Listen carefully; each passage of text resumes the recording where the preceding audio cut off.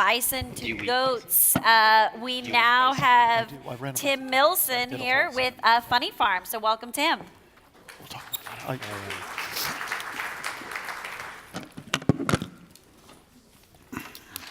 Good afternoon, and thank you, Project NOSH and guests, for allowing me up here today. I'm Tim Milson. I'm the mayor of Epic Source Food Company, and I'm proud to introduce our team and also the brand Funny Farm to you. My wife is our CFO and president. Our daughter and part-time employee owners make us a small but powerful woman-owned company. Our source is plant-based, healthy, easy digestible, nutritionally beneficial, delicious, with no known allergens, and comes together in a single natural process that we call goat milk. See, our goats are vegan. They produce all the plant-based dairy that your body needs in a single process. Non-dairy versions add sweeteners, gums, 20 ingredients and processes to do what our goats do naturally.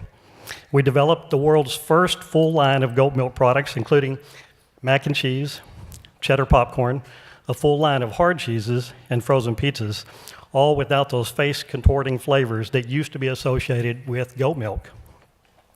Our demographic, should probably show you more than, sorry. Our demographic is 2 to 102. We're kid and family friendly. All of our goats are what we consider to be the perfect milk source. They produce more milk per ounce of grass eaten than any of the other animals, and produce some of the healthiest, most nutritional, digestible, and sustainable dairy that there is. Our cheese is delicious. It's handmade from 3 ingredients. It comes in cheddar, mozzarella, and pepper jack, and these are the same cheeses that are used in all of our products. We also have a cow-goat blend that we call Confused. They all retail at about $5.99.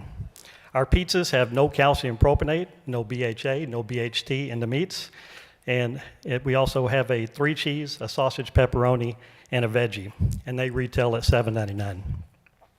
Our popcorn is gluten-free, it's whole grain, it's popped in coconut oil, it comes in a white cheddar and jalapeno white cheddar, and it's made in a method that we call cool pop. Our mac and cheese has no artificial flavors, no synthetic dyes, and available in 4 types. There's regular, goat shapes, jalapeno, and a brown rice and quinoa blend that's gluten-free. We're non-GMO, but we're still undergoing certification at our ranches, and all of our products are gluten-free, and we have no artificial preservatives. Our farm is ethical and humane, with free graze access for all goats at all times. We have a very strict grass and alfalfa diet, and that contributes to our success. Simply explained, it's a good food in, good milk out. Our milk goes straight from the goat to refrigerated tanks and then into production at one of the creameries right there on the farm. Our tagline is, we take the goat out of goat milk, or as my daughter insists I tell you, there's no twang in our thing. You know what I'm talking about. Our milk literally tastes like cow milk, but that's where the similarities stop. We're lactose friendly. And as far as some information about goats that I would assume most people don't know, is 65 to 75% of all milk consumed in the world is goat milk. Over 200 million people are lactose sensitive, allergic to cow dairy, or suffer from digestive problems related to cow dairy, and that number is growing rapidly. If I talk about the dangers of cow milk A1 casein, we'd be here all night. Goat milk is the closest thing to mother's milk on the planet. There is no milk closer to match up with the human DNA. The goat milk globule is 90% smaller than the cow milk globule, and that's why goat milk is so much easier to digest without the pain and discomfort.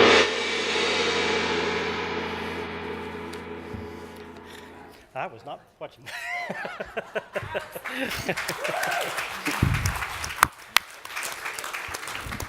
Even the gong was excited about this one.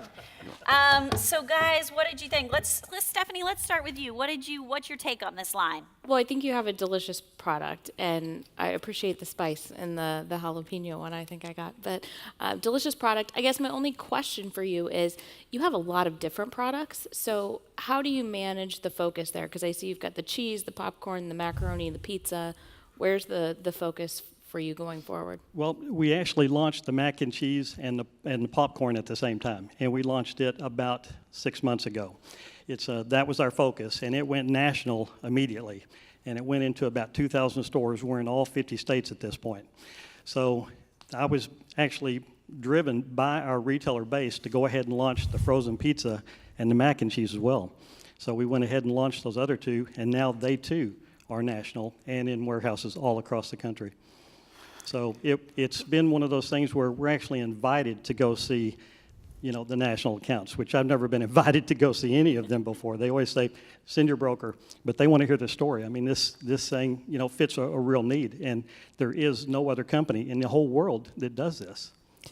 I have a similar question to, Greg, what you asked, which was the dilemma the prior brand faces, bison versus beef, which was why goat milk? And you touched upon some of that in the presentation, but I noticed none of it is really on the packaging. And so, how do you educate the consumer as to, if this is sitting next to Annie's or a more traditional milk-based mac and cheese or competitive product?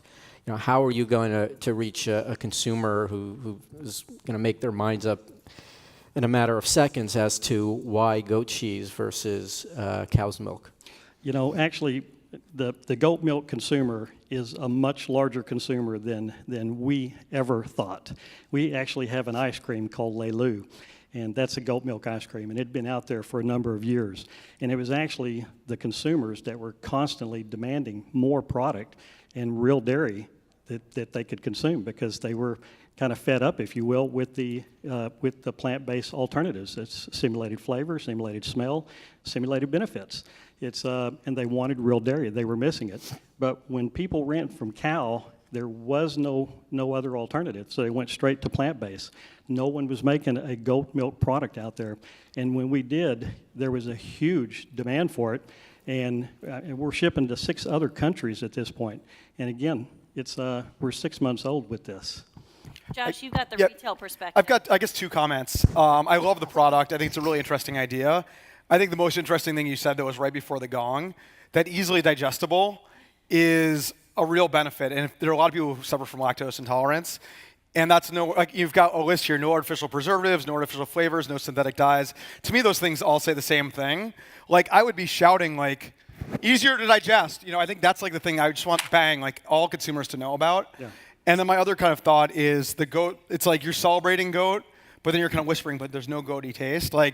I almost, by almost saying no goaty taste, I'm thinking, what's a goaty taste? So I would almost not apologize, and I would go hard on the easily digestible, but love the product. No, I appreciate that. It's great ideas. And again, because when we did our initial launch on all these products, it was going so fast that we had to do some huge productions, if you will, on the packaging. Yep. So there's several things that, right after we did, we had our aha moment that we want to go back and change a lot of that, but unfortunately we still have the packaging that we're trying to burn through because we don't have any investors or incubators. It's just us. So Yep. We're very cautious with our spending, and we're trying to do as much marketing as we can to overcome that until we can fix the packaging. But you're right, we need to fix it. Well, Tim, I know that's a struggle a lot of entrepreneurs face. Thank you so much for joining us here on this stage. We really appreciate hearing your story.